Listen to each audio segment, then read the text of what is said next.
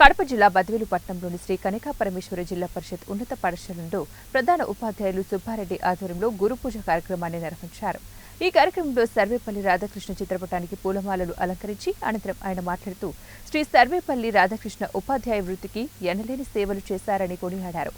అందుకు గుర్తింపుగా భారత ప్రభుత్వం ఆయన పుట్టినరోజును ఉపాధ్యాయ దినోత్సవంగా నిర్వహించుకోవాలని తెలిపారు. ప్రతి వ్యక్తి చదువు అభ్యసించడం ద్వారానే ఉన్నత శిఖరాలకు చేరుకుంటారని మనసా వాచా కర్మన నమ్మిన వ్యక్తి సర్వేపల్లి రాధాకృష్ణ అని తెలిపారు. ప్రతి మనిషి జీవితంలో గురువు ఎంతో ముఖ్యమైన పాత్ర పోషిస్తారని తెలిపారు. తల్లి తండ్రి తర్వాత మూడవ స్థానం గురువుకు ఉన్నదని, తర్వాతనే భగవంతుడికి స్థానం ఉందని మన వేదాలు ఉపనిషత్తులు సారాంశం తెలిపాయి.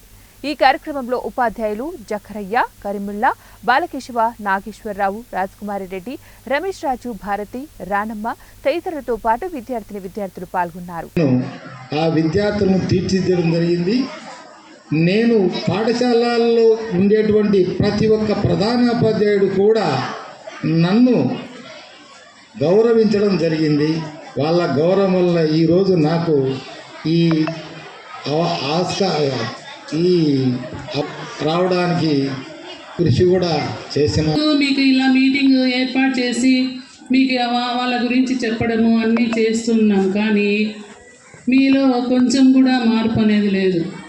వాళ్ళ గురించి తెలుసుకుంటూ వాళ్ళలో ఉన్నటువంటి మంచిని ఒక్కదాన్నైనా మనం గ్రహించి మనము అభివృద్ధిలోకి రావాలి.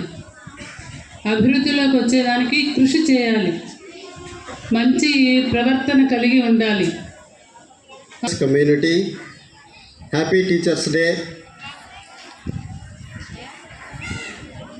and respected all our teachers and non-teaching staff and my dear dynamic students. Today we are celebrating Teachers Day. There is a question, why do we celebrate on 5th of September every year Teachers Day?